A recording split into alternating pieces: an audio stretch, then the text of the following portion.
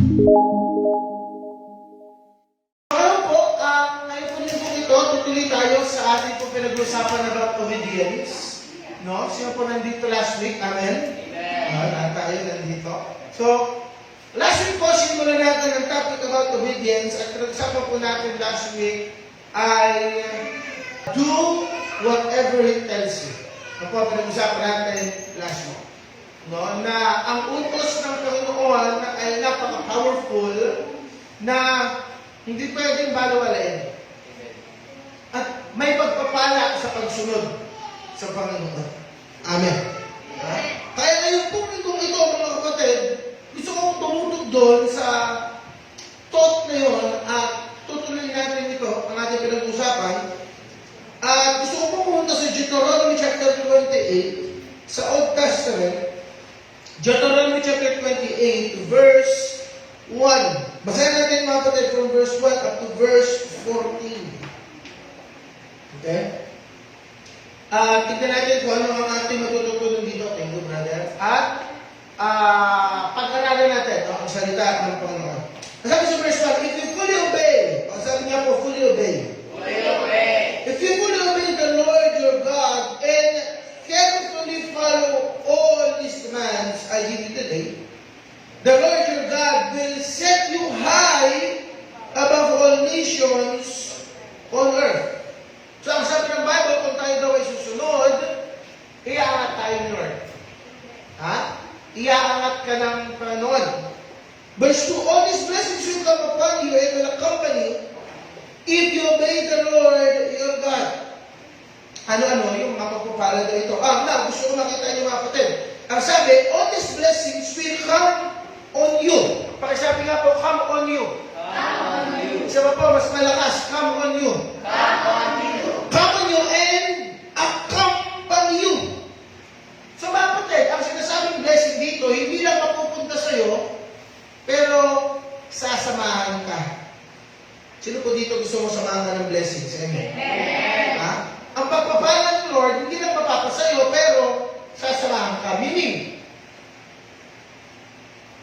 ang blessing ng Lord, hindi lang one time. All the time. Ulitin mo yun. Ang blessing ni Lord sa pagsunod. Kapag ikaw ay sumusunod, ang blessing ni Lord, hindi lang one time. Ang blessing ni Lord, all the time. It will accompany you. Sasamahan ka ng pagpapala. Ha? At ang sabi dito, ano to? Yung mga pagpapala na mapapasa atin, na sasamahan tayo pag tayo ay sumusunod. Verse 3. You will be blessed in the city and blessed in the country. Ano sinasabi ng Bible dito? Mapapagpala ka sa syudad at mapapagpala ka, pag sabi natin country, province, probinsya. So, kahit nasa syudad ka o nasa probinsya, mapapagpala ka. Kasi sabi nyo ng Bible, kahit nasaan ka, mapapagpala ka. Kasi akala ng marami ang pagpapala nasa isang partikular na lugar. O, diba? Kapag ka nasa probinsya, pag ikaw pumunta ka ng Maynila, ganito, ganito. Pag nakapag-ibang bansa ka, ganito, ganyan. Maniwala ka sa akin mga kapatid. Kahit nasan ka, kaya kang pagpalain ng Diyos. Amen. Ha? Kahit magtago ka sa ilalim ng tansyan. Pwede po yung tansyan? Sa Sobrix. Tansan pala, tansyan. Kahit magtago ka sa ilalim ng tansan, ha? Kaya ka pa rin pagpalain ng Diyos. Kahit na, ang pagpapala, wala yan sa lugar. Ang pagpapala na kay Lord. Amen. Sabi ng iba, pag nasa probinsya, punta ka Maynila, yayaman ka. Ano kung daming mayayaman sa probinsya? Punta ka sa ibang bansa, kung daming namang mayayaman. Alam niyo ba, nakita ko sa Facebook, maraming Pilipino pumunta na ibang bansa para yumaman. Pero maraming na ibang bansa pupunta ng Pilipinas para magnegosyo. Para magpayaman din. So hindi mo maintindihan, nasa pa talaga ang pagyaman. Nandito, nandito. Yung iba pupunta dito, yung dito pupunta doon. So, sa madaling salita, wala sa lugar. Wala sa place ang blessing. Ang blessing na kay Lord. Now, ang Panginoon, mga kapatid, dadalhin ka kung saan kanya nais, ang gusto ko makita nyo ito mga kapatid ha, dadalhin ka ni Lord kung saan yung will niya, at kung nasan yung will niya, nandun ang blessing. So, mapa-country, mapa-city, doesn't matter.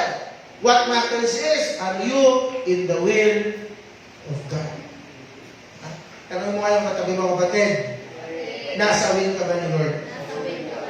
Kasi ang blessing ay nasa will ng Panginoon. You will be blessed in the city and blessed in the country. Number 4. Verse 4. The fruits of your womb will be blessed, and the crops of your land, and the young of your livestock, and the calves of your herds, and the lambs of your flocks. So, ang sinasabi dito sa verse 4, yun daw mga pinagkakakitaan mo. May pagpapalain. Kasi yun yan eh. Yung sinasabi, crops of your land, young of your livestock, yan yung mga pinagkakakitaan dati. Farming, pag-aalaga ng mga hayop, pagtatanim, yan ang pangunahing pinagkakakitaan dati. At pagpapalain daw yun ni Lord. So, ang sinasabi nito ng Bible, yung mga pinagkakakitaan mo, pagpapalain ni Lord. Whether nagtatrabaho ka, lahat na nagtatrabaho, sa Amen. Mga nagdinegosyo, sa Amen. Oh. Kahit mapatrabaho, mapanegosyo, kayang pagpalain ng Panginoon. May blessing sa pagsunod. The fruits of your womb will be blessed, and the crops of your land, the young of your livestock, and the calves of your herds, and the lambs of your flock. Verse 5. Your basket and your kneading trough will be blessed. Yung pinaglalagyan mo ng mga pagpapala ay ibe-bless, pupunuin ng Panginoon. Yung wallet mo, pupunuin ni Lord. Yung bulsa mo, pupunuin ni Lord. Pwede ba hawak lahat sa bulsa? Sa wallet. Lord, sabay-sabay tayo, Lord, pagpalain mo po ako. In Jesus Christ's name. Amen. Kini-claim natin yan, mga kapatid. No? Mas makapangyarihan ng declaration. Makapangyarihan ng salita. Kaya, mga kapatid, huwag mong sasabihin wala. Ito natutunan ko tayo when it comes to declaration. Huwag mong sasabihin wala. Ang dapat sasabihin mo, paparating. Paparating. Kung sabihin, kasi sabi ng Bible, sa Proverbs, ang sabi, the power of life and death is in the tongue. May kapangyarihan daw ang dila, ang sinasabi. Diba? So kung ano sasabihin mo, most probably, ano mangyayari? Diba? May pera ba? Wala! May pera ba? Dapat ang sagot, paparating. Okay. O bili tayo ganito. May paparating. Malapit na. Yan. Dapat mo na sagot. Huwag wala. Kasi dinideclare mo, wala. Ang meron kasi sa tao minsan, ang hinahanap mo, wala. Diba? Sasakay sa bus, wala na po ba? Wala yung hinahanap. Bibigay sa tindahan, wala po bang suka? Wala. Hindi ba pwedeng meron po bang suka? Minsan nasasanay tayo sa wala. Okay? So dapat hindi wala. Dapat paparating. May pera ka ba? Paparating. Meron naman. Meron din. Meron gusto. Grabe ka naman. Meron. Diba? At kung iba, paparating. Okay? Now, sabi tayo, pupunuin daw ng Panginoon ang ating mga sisidlan, mga lalagyan. Ha? Yung Gcash mo. Sino may mga Gcash dyan? Pupunuin ni Lord yan. Okay? Verse 6. You will be blessed when you come in and blessed when you go out. Oh, maraming blessing, oh. Pag pumasok ka, pinagpala ka. Pag lumabas ka, pinagpala ka. Verse 7. And the Lord will grant that the enemies who rise up against you will be defeated before you. They will come to you at one direction and flee from you in 7. Hindi mo umaaway sa'yo, pagtatanggol ka nila. Amen. Yung mga umaaway daw sa iyo, matatalo. Oh. Ang sabi, those enemies who rise up against you will be defeated before you. Matatalo sila sa harap mo. Sino dito may mga umaaway sa iyo? Huwag ka matakot. Alagaan ka nila. Iingatan ka nila. Okay? Yan ang sabi ng Bible. Mag-iipon-ipon sila, titirahin na sa isang direksyon, pero pag si Lord ang gumalaw, nako, magkakalas kalakasan yan. Ang sabi sa Bible, 7, ano sabi yan? He will flee from you in 7. Verse 8, the Lord will send a blessing on your barns and on everything you put your hand to. The Lord your God will bless you in the land He is giving you. Sabi ng Bible, bibigyan ka daw ng lupa. Sabi dito, merong mga ari-arian, mga lupa't bahay, mga bibigyan ka ng Lord ng properties. Sino dito gusto maraming properties? Amen? Amen. Para pagdating mga magulang, pagdating ng araw, ang ipapamana mo sa anak mo, properties. Hindi utang. Isa kasi pinapamana, utang. Hindi mo sa atin mo, hindi ka ganon. Okay? Papamana mo properties. Pagpapalayan niya ng Panginoon. Amen?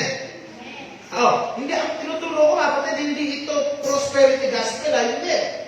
Ang pinag-usapan natin, Bible. We are reading and literally translating the Word of God.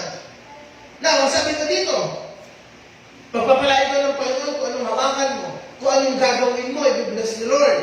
Verse 9, the Lord will establish you as His holy people, as He has promised you on oath. If you keep the commands of the Lord your God and walk in obedience, pagkasabi ko obedience, walk in obedience to Him, i-establish tayo ng Panginoon. Sumunod ka lang. Sabi mo sa atin, sumunod ka lang. I-establish ka ni Lord. Verse 10, then all the people on earth will see that you are called by the name of the Lord and they will fear you. Now, yung fear po dyan na sinasabi, hindi ito yung fear na nakakatakot ka, na ayaw kalapitan, di ba, makakamumu, hindi yun. Yung fear po na sinasabi dito is reverence. Ibig sabihin ng reverence, respect. People will respect you. People will look up to you. Verse 11, the Lord will grant you abundant prosperity. Pag sabi ko, abundant prosperity. In the fruit of your womb, in the young of your livestock, the crops of your ground, in the land He swore to your ancestors to give you. Verse 12, the Lord will open the heaven. Kanina, abundant prosperity. Ngayon naman, open heaven. Bukas ang langit. The Lord will open the heaven and the sources of His bounty to send rain in your land in season and to bless all the work of your hand. You will lend to many nations and borrow from none. Ang sabi ng Bible,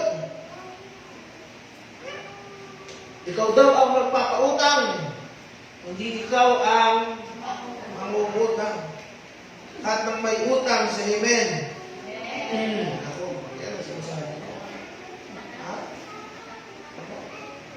Pero ang sabi ng Bible, darating ang panahon, sumunod ka lang. Sabihin sa atin, sumunod ka lang.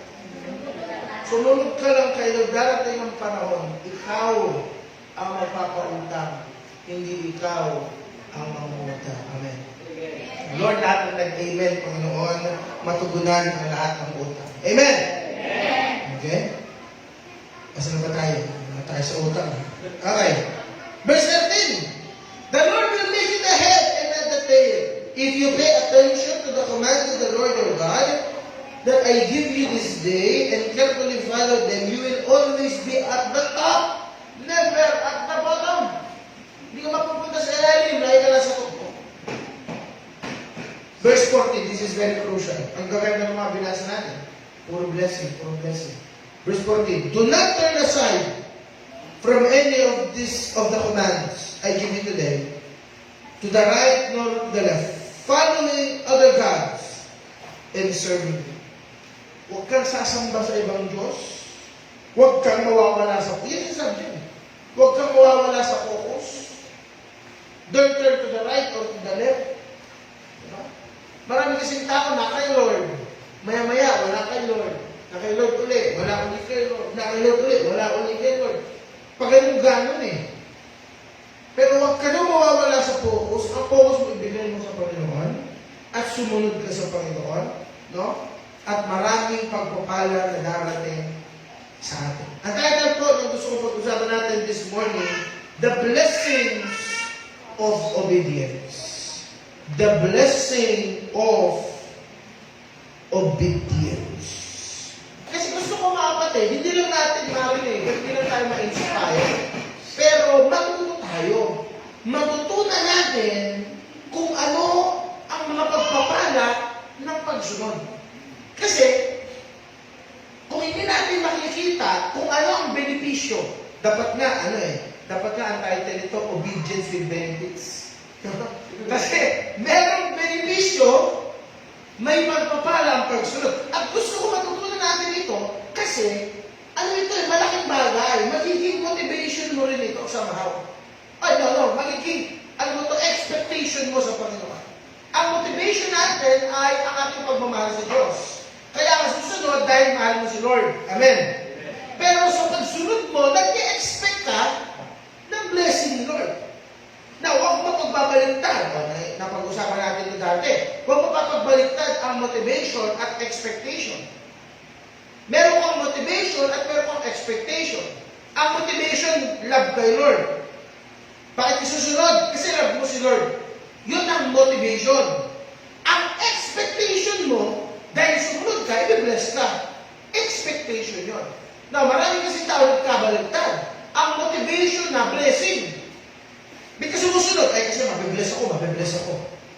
Kaya pag hindi nakaranas ang blessing, ayaw na. Kasi yun yung naging motivation.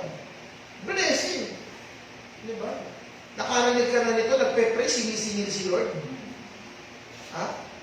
O Lord, nag-church ako nung linggo. Lord, blessing mo naman. Bless mo naman ako ngayon. Diba? Pag hindi na bless, magtatampo sa Panginoon. Diba? Lord, nag-church ako. Bakit naman hindi ganito? Lord, problema naman. Wait lang. Hindi ka naman nag-church. Hindi ka naman sumunod dahil sa blessing eh. Sumunod ka dahil mahal mo si Lord. Amen. Yung blessing ay expectation. Nag-expect ka. Umaasa ka. Naniniwala ka. Nananampalataya ka. Yun. So dahil nananampalataya ka, nag-expect ka ng blessing ni Lord. Si Lord naman, hindi ka naman bibigyan ni Lord.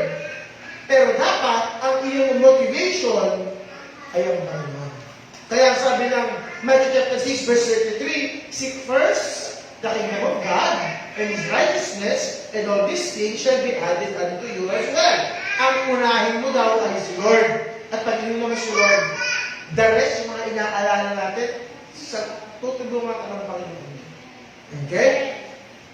Today, gusto ko po tignan natin ang mga blessing ng pagsunod sa Panginoon, that obedience isn't merely a rule to follow, it is a pathway to a life with abundance, joy, and peace.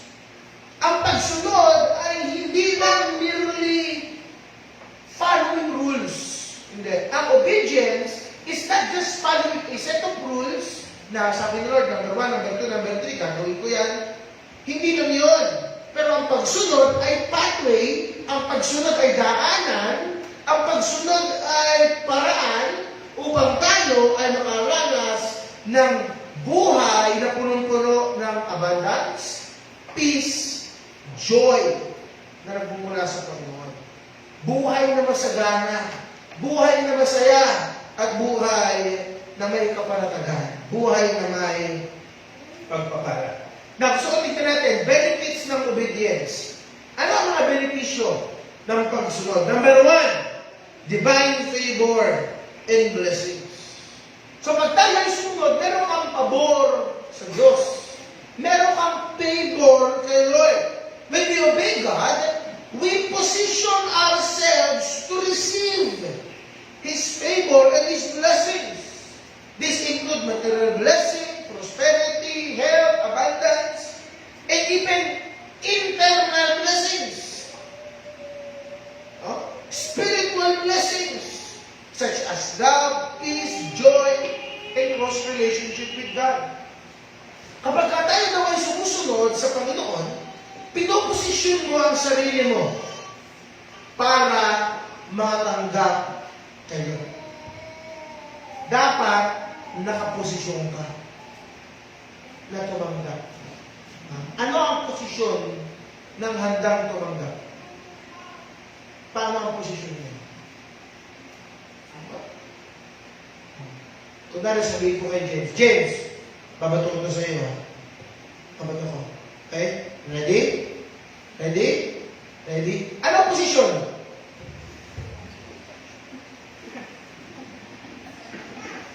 Ganyan dapat na, di ba? Kung gusto mo talaga sa iyo, nakaganyan yan eh. Nakakabang eh. Yan ang posisyon ng sasalo. Minsan kasi kapag wala ka sa posisyon, wala.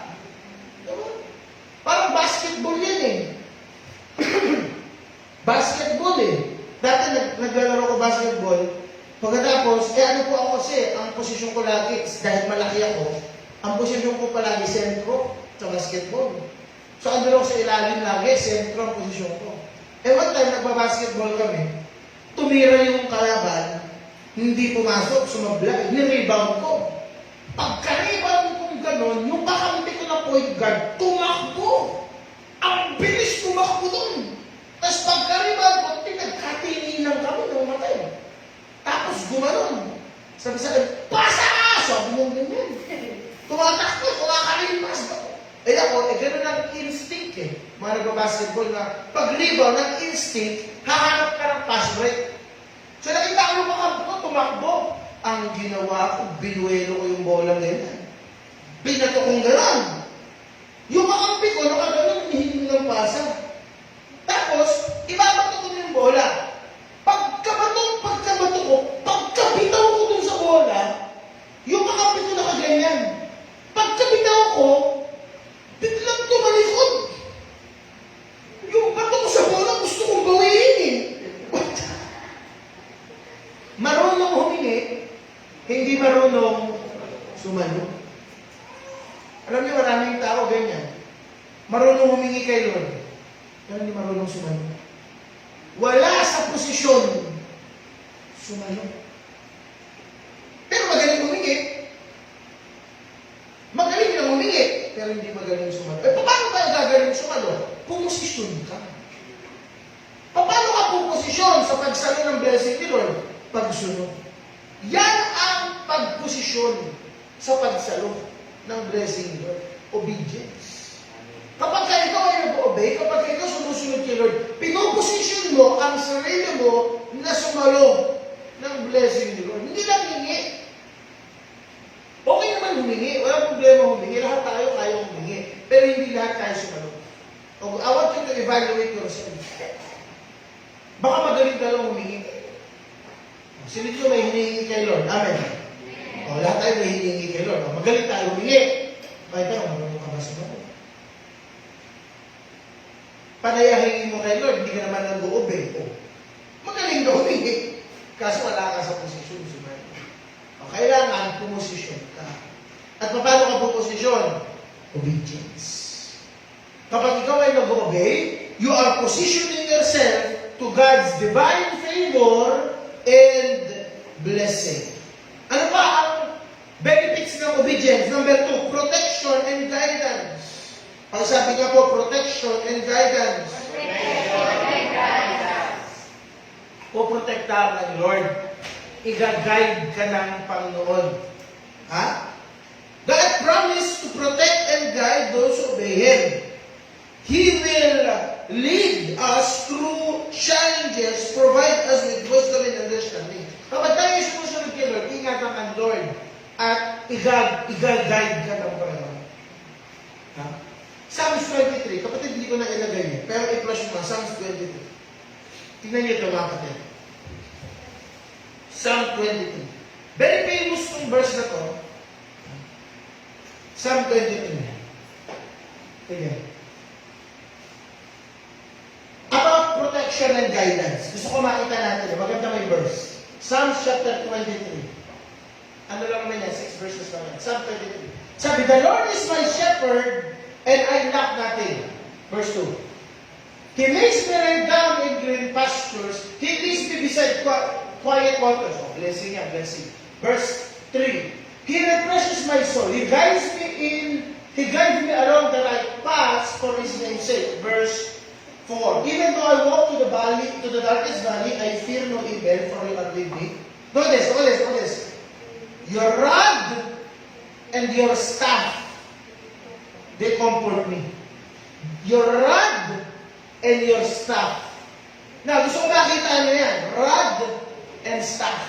Ano pinagkaiba ng rod at ng staff? Alam niyo po, ang shepherd, pag sabi natin shepherd, taga-alaga ng tupa, kasi dito sa Psalms 23, pinalintunad ang tao sa tupa. Para doon tayong tupa at ang Diyos ang ating pastol, ang ating shepherd. Ang shepherd, kapag kaya ay nagpapastol, meron niyang dalawang stick. Staff and rod. Okay? Staff and rod. Yung staff, ito yung sikat na dala ng shepherd. Yung parang stick na sa dulo parang may kalawit. Ano yan? Staff ang tawag doon, staff. Ang purpose doon, kaya yung may kalawit, kasi ang ginagawa nun, yung mga tupa, kapag ka nawawala sa focus at yung tupa ay lumalayo sa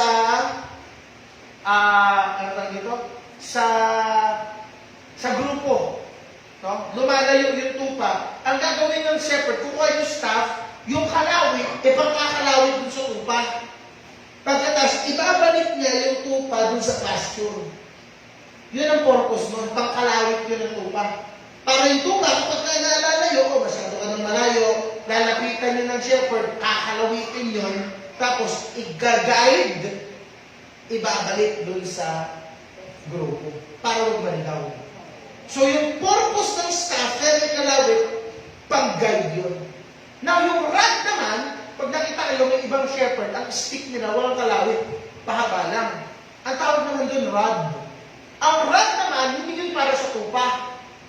Ang purpose ng rod, kapag ka may gustong kumuha sa tupa, pamalo yun. Kasi minsan sa wilderness o sa pasture, minsan pupunta sila sa may ilog, may mga ibang mga wild animals.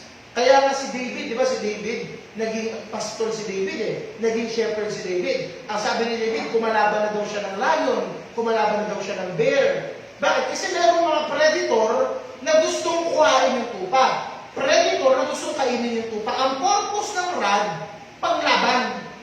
Pamalo para proteksyonan yung tupa. Kaya dalawang hawak, staff and rod.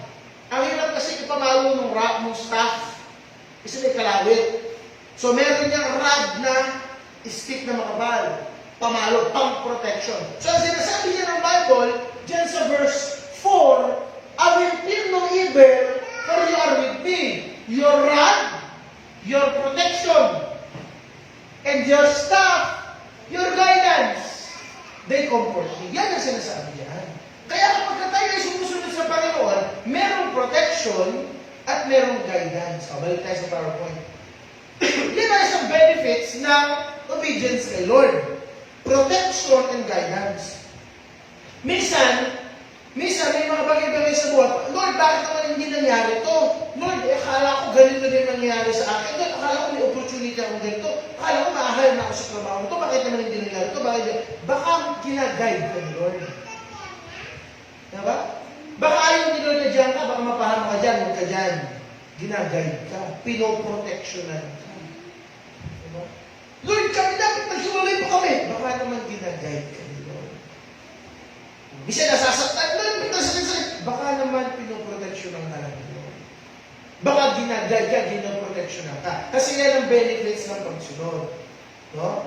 God will guide you and God will protect you. Pangatlo, na benefit ng pagsunod, a fulfilled life. Fulfilled life. Obedience to God leads to a life that is truly fulfilling. We experience a sense of purpose and meaning as we align ourselves to His will. Na kapag tayo ay sumusunod sa Panginoon, magkakaroon tayo ng buhay na may fulfillment. Pakasabi nga po, fulfillment. May kabuuan. Buo ang buhay. Dapat kasi na kay Lord ka. Si Lord ang kaya magbigay sa'yo. Kaya minsan may mga tao, kahit naman nasa kanila na ang lahat, diba? Parang Daniel Padilla, no, nasa iyo na ang lahat. Pero may kulang. Sino dito may nabalitaan ka na sa Facebook? Ang yaman-yaman, kaso hindi na nag-suicide. Ang dahil pera na depressed. Nag-uusap na ako ng pastora eh. Pero may tiga-Hollywood na artista na depressed daw. Tanggal pastor, ang dahil pera na depressed. At binigyan niya lang sa akin. Pastor. Ang dahil ng pera na. Lahat ng pwede niyang mabili, mabibili niya na. Lahat ng pwede niyang makuha, makukuha niya na. Lahat ng pwede niyang marating, mararating niya na. Wala na siyang iisipin, pati anak niya, pati apo niya, wala nang iisipin. Na-depress pa. Sabi ni Pastora, naku, dami kong katrabaho ganyan. Sabi niya dati daw, kasi si Pastora ay dating chef sa Shangri-La, sa BGC. So sabi niya, naku, dami kong katrabaho ganyan. Dami-daming pera, ang lungkot-lungkot. May akong katrabaho, ang lungkot-lungkot. Sabi, ano daw? Sabi, ang lungkot-lungkot. Ang lungkot-lungkot po, pumunta ka dito, nakapick up ka na kotse, ganda-ganda ng kotse mo, ano ka? Pero ang lungkot-lungkot daw ng buhay. Sabi ni Pastora, lungkot-lungkot ng buhay, punta ka dun sa, sa mga depressed area. Doon mo makikita ang lungkot talaga. Minsan na, yung mga nasa depressed area, yung pa yung masasaya. Yung mga iba may pera, hindi makatulog sa gabi. Eh pag pumunta ka sa ibang lugar, nasa tapat lang ng bahay yan, masan lang, tulog eh. Kasi ang kapayapaan ang nagagaling sa Panginoon. Ang fulfillment ng nagagaling kay Lord. Hindi kayang takalan ng kayamanan ang kakontentuhan. Hindi kayang takalan ng kayamanan ang fulfillment. Di ba so, nasasabi mo yan kasi wala ka pa doon. Maaakit, wala pa ako doon. Pero sa mga nakikita ko, sa nababasa ko, at sa nakikita ko sa mga nangyayari, parang gano'n. Ang fulfillment ay matatagpuan lamang sa Panginoon. Diyos lang ang kaya magbigay ng complete life. Kaya minsan, piling mo kulang-kulang sa buhay, piling mo hindi ka masaya, hindi ka. Ngapit na kayo Lord. Sumunod ka kay Lord. At doon ka makakaranas ng fulfilled life. Ang apat, a legacy of blessing. A legacy of blessing. When we obey God, we will not only bless ourselves but also the future generation. Or sabi ka po, future generation. Lahat nga ng magulang sa amen. Amen. Mga magulang, ang pagsunod mo sa Panginoon ay may effect hanggang sa next generation. Ang pagsunod mo sa Diyos, hindi lang ikaw ang makakaranas ng pagpapala, pati mga anak mo madadamay. Hanggang apo madadamay. Kaya kami po mag-asawa, si Pamilya Pastora, hanggat kaya namin, yung mga anak namin sa lahat ng gawain sa church, sinasama natin. Hanggat kaya, sinasama namin. Wala kami iniiwan. Kaya sanay na kami, lalo kami may taktong karga-karga na bata. Sanay kami.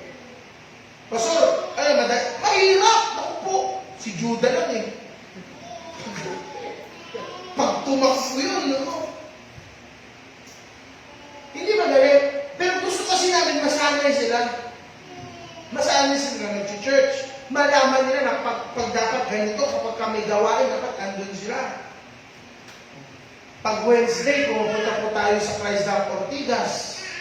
Meron kasi tayong church doon sa Ortigas. Punta kami Wednesday. Pwede naman di na kami pumunta. Pwede naman eh. Hindi naman kami doon. Tiga-Commonwealth ang church namin eh. Hindi naman namin church yung Ortigas eh. Pero kasi may gawain doon eh. Wala naman kaming gagawin sa bahay. So pupunta kami, sasama kami. At di lang kami magkasama. Sama namin yung tatlong bata. Sige. Punta kayo dyan. Nandun din sila. Nag-church din sila. Kasi ang church po natin sa Kota, para sa kaalaman na lahat, meron po tayong Church Ortigas sa likod ng Mega Mall. Meron po tayong lugar doon sa Twin Towers, Unit 602 sa Ortigas. At ang service po doon ay tuwing Wednesday. No? So, ano po yan, opisina yon, pero yung may-ari noong unit ay ipinagagamit niya yung kanyang buong unit para sa church tuwing Wednesday. So, tuwing Wednesday po, andun na kayo. So, kung gusto nyo pong sumama, gusto nyo dalawin, silipin yung Christ Heart Ortigas, pwede. Sabihan nyo lang po kami, may service naman yan natin sundo. Pwede namin sunduin dito at ihatid din dito. Kaso hapon po yun. Ang service doon ay alas 6. Okay? So, ano po yan? Amoy pa nakasama na doon eh. Si Van, nakasama na doon, di ba? Ayan, si Van. Tapos, nakasama na doon din. So, meron yan, may service din doon. Kung gusto nyo pong silipin, kung ano itsura ng church natin sa Ortigas, sabihan nyo lang po kami at isi-set up natin yung service para huwag na kayo mag-commute. So, pero tuwing may gawain, gusto namin kasama namin yung mga bata. Kasi, sinasanay namin silang gano'n.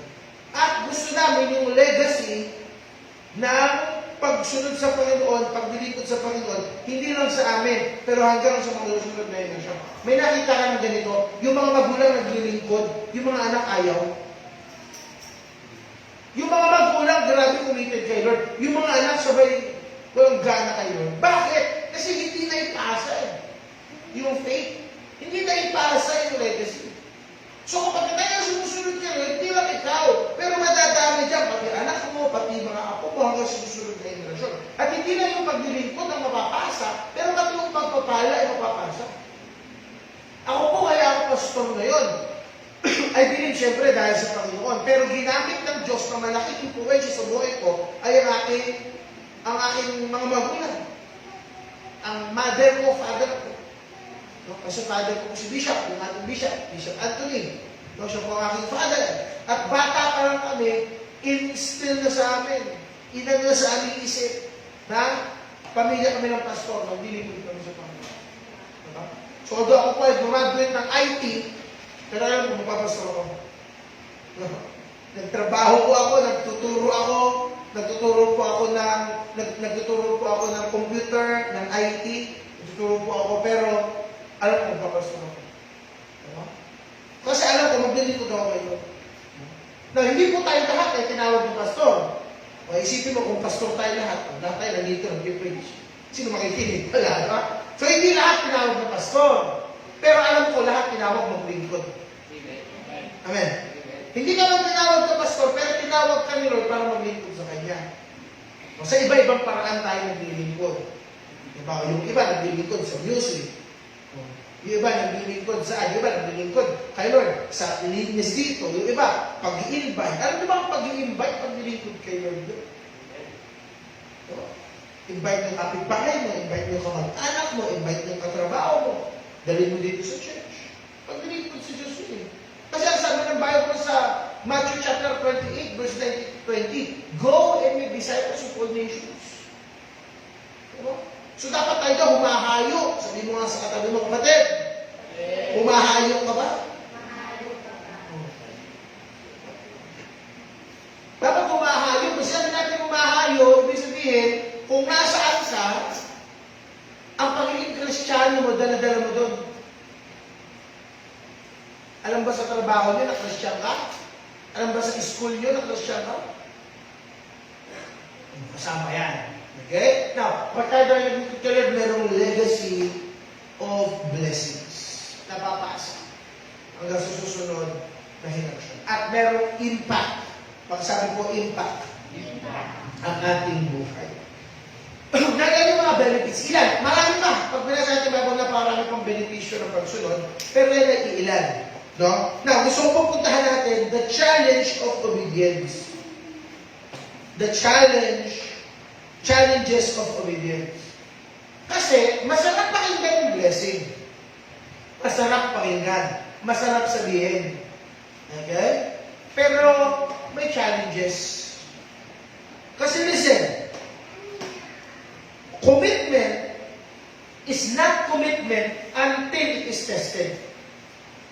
Commitment is not a commitment until it is tested. Hindi mo pwedeng tawagin commitment yan kung hindi kayo nasusubok.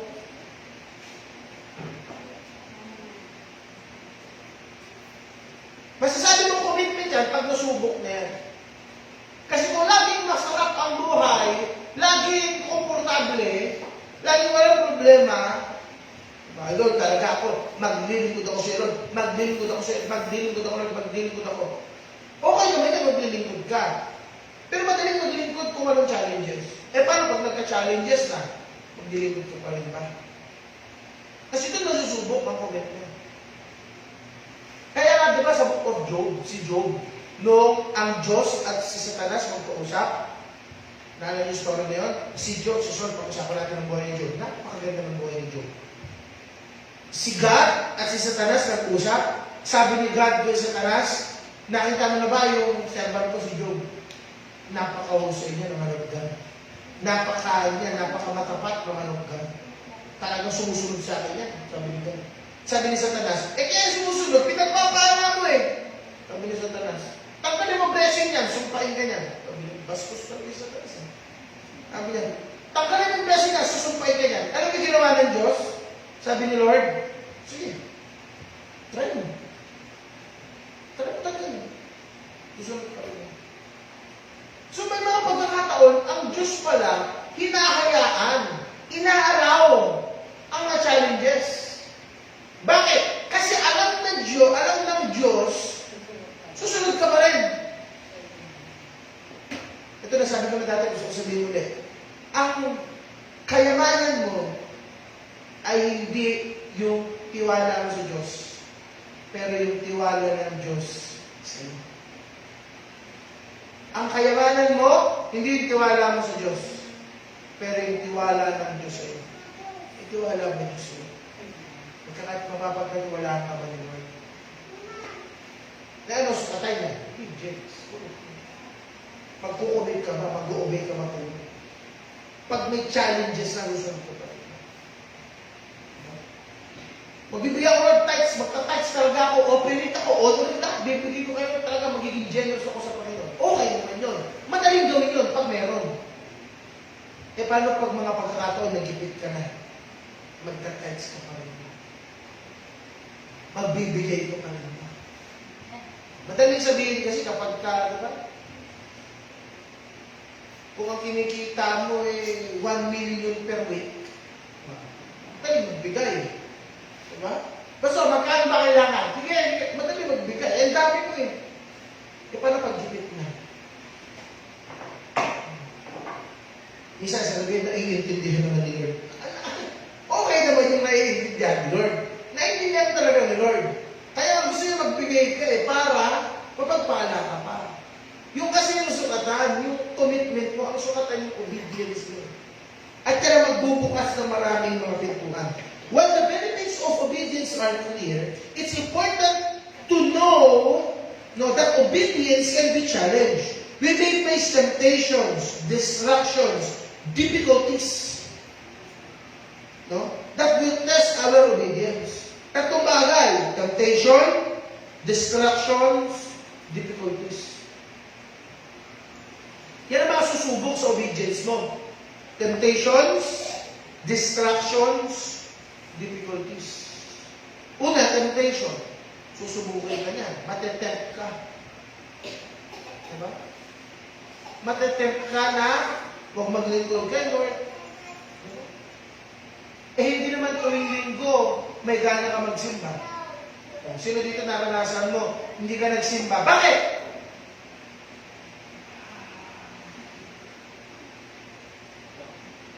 Hindi mo masabi, tinimad lang. Pero sino dito? To be honest, hindi, totoo lang. Diba? May mga pagkakataon, ayaw mo magsimba. Mabababay kayo. Ako nga, pastor ako eh. Pero aminin ko, may mga pagkakataon na parayo ko. Kasi tao lang din tayo eh. May mga ganong temptation eh. Pag dumating yung temptation, ano gagawin? Diba?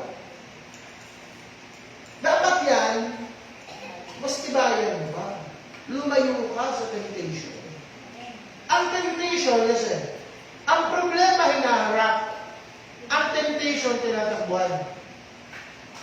Dito marami nagkamali.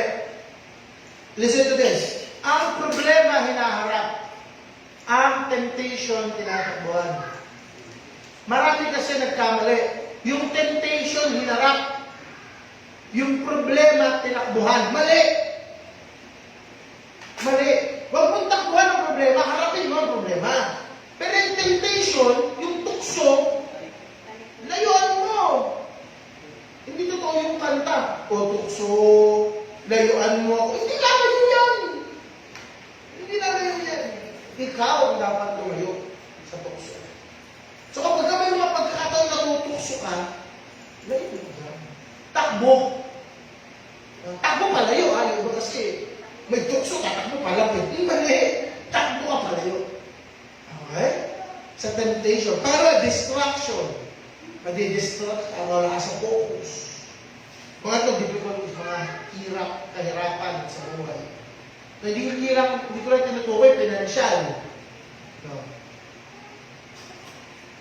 So, hindi man ito, naranasan mo, magsisimba na. Kung kailan mo magsisimba, tsaka kayo mag-aawal ng asawa.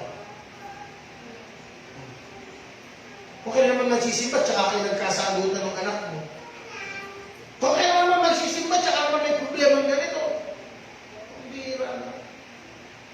Buong linggo, di tayo nag-aaway. Lunes at Sabado, hindi tayo nag-aaway. Linggo na umaga ko tayo mag-aaway. Ano ba naman yan? Bakit? Ang tawag doon, distraction. Difficult. Ginugulo ka lang ng kaaway para huwag ka maglingkod kayo. Ha? Naiinis na ako eh. Kasi kung kailan linggo, Sabado, tsaka naman nagkalagdag-lagdatan yung aking mga kaya nagpe-pray ako kagabi, nagde-deliverance ako kagabi. Pwede hindi. Alam tayo. Na-distraction lang eh. Di ba? Eh gusto ko man isama ngayon, inisip ko naman, mabila, tapos may mga ibang bata din dito, mahawa. But the point is, ganyan kasi ang kakaguguluhin ka eh. So huwag kang magpapagulo. Huwag kang magpapadistract. Your commitment will be tested. Huwag kang bibigay. Sabi mo sa atay mo, huwag kang bibigay. Now, to close. Paano natin i-overcome ang mga challenges? Okay? So may natin mga pulita. Kanina pag-usapan natin ang mga blessing ng obedience. Tapos ang obedience, na-challenge siya, nasusubok. Ngayon naman, hindi natin, paano mo i-overcome yung mga challenges? Number 1, prayer and seeking God's guidance. Paano malalabas sa temptation? Panalangin. Okay? Kaya naalala nyo sa Garden of Gethsemane, nung nagpe-pray si Jesus, no? Tapos yung mga disciples niya, inaantok. Ano nyo, nagpe-pray si Jesus, tapos pagkakita niya kay Pedro, hihilik. Puro tulog. Ginising ni Jesus, uy, kaya natutulog. Sabi ni Jesus, pray so that you will not fall into temptation. So, magkakaroon tayo na nanalangin, panglaban sa mga temptation yan.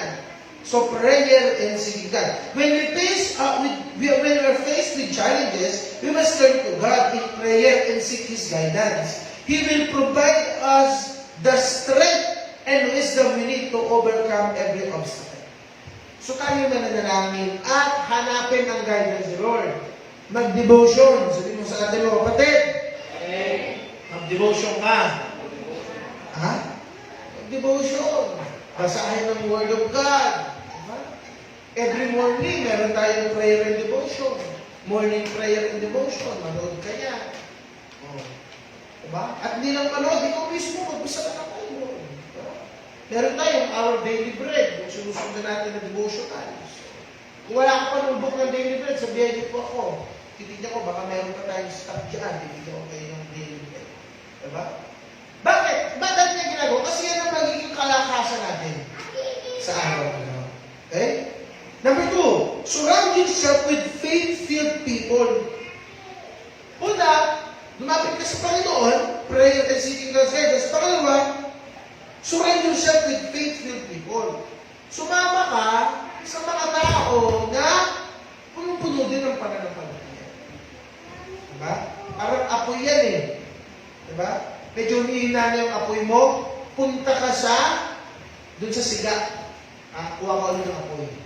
Ganun na. Kaya napakahalaga ng church. Diba?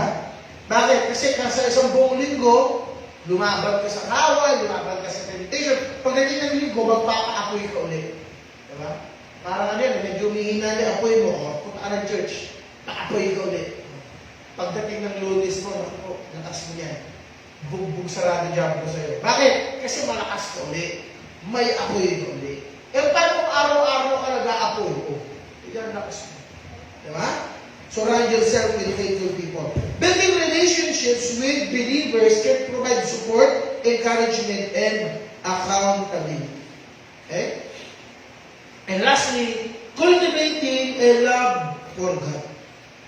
When we love God, obedience becomes a natural response. We desire to please Him and live according to His will.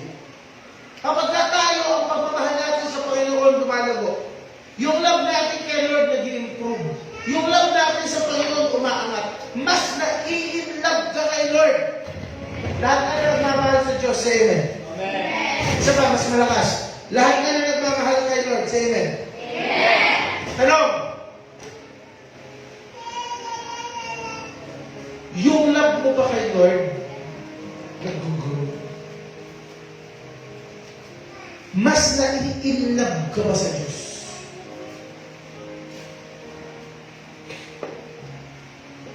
Ako pumahal ko sa Pastora.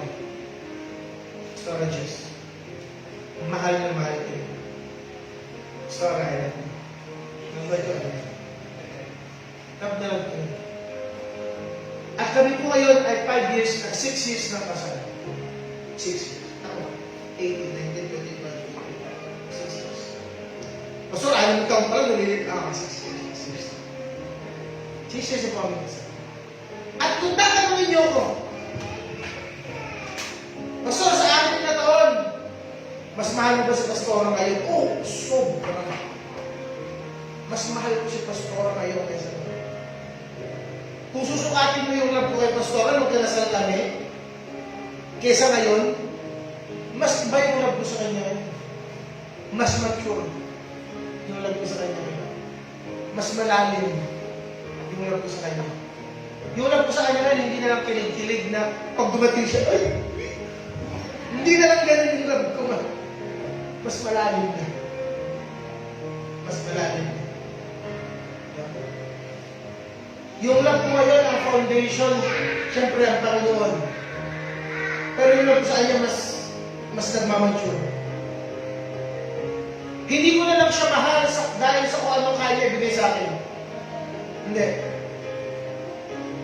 Mahal ko siya kasi mahal ko siya. Ulit, sabi ko, mahal mo si Lord. Say amen.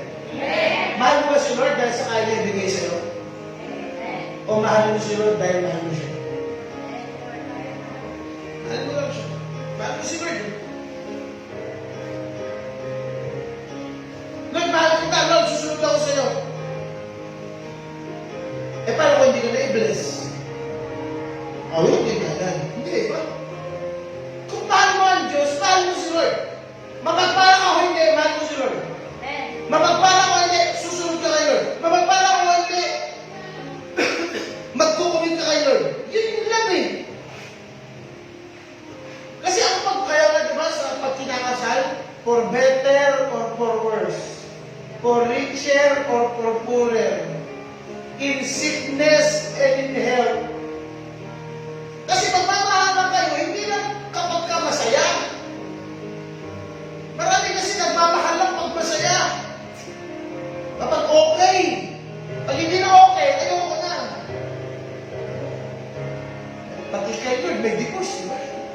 Lord na, ayoko na lang. Kaya naman yung blessing. Huwag ganun. Ang commitment natin kay Lord, wala makakasira dapat niya. For better or for worse. Lord, for richer or for poorer. In sickness and in health, Lord.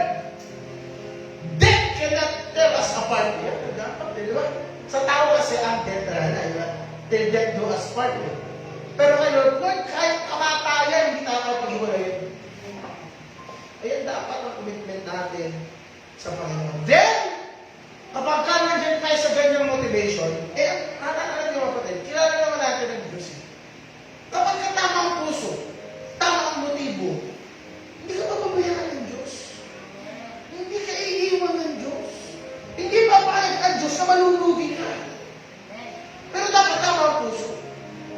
Kapag ka kasi mali ang puso, wala mangyayari. Pero as long as tama ang puso natin, hindi ka papabayaan ng Panginoon. Hindi ka lulugi. There is blessing in obedience. Tumayo po tayo na. Let's pray. Obedience to God is not a burden but a privilege. It opens a door of a life filled with blessings. Let our commitment be unto God. Be unto God's commands. And maranasan natin ang fullness ng love ni Lord at ng blessings ni Lord. Let's close our eyes and let's pray. Father in heaven,